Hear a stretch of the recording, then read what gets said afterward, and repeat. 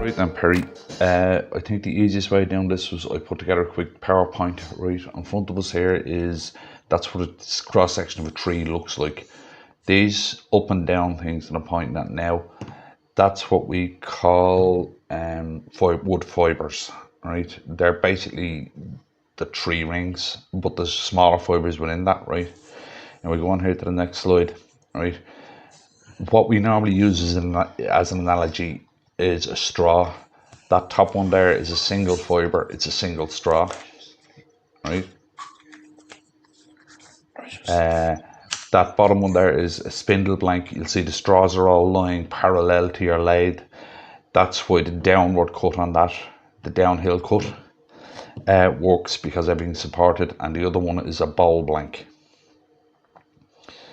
Right, you see there, the way those straws all are going in a certain way, and up here, they're going down, right?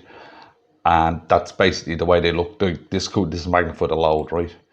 The cut direction, if I cut down here on these, right? Do you see inside that red circle with the blue arrow? That tip is unsupported. There's nothing holding that up, right? So it has a chance to tear rather than cut. Think of it like the way you use a scissors. If you use a scissors, you get a cleaner cut than a knife, because the scissors is supporting both sides of the paper. Whereas unless you're using an extremely sharp knife, you don't get a clean cut, because only one side is supported with the blade of the knife. Right, so if you can just think of it that way, it might be easier for you. But cut direction going down means that this tip here is not supported. It can tear rather than cut. Right? Okay. Now, if I cut the other direction, the very tip of it there, that the blue arrow was pointing at inside the red circle, is supported by the next fibre. So it kind of cuts cleaner, if you get what I mean.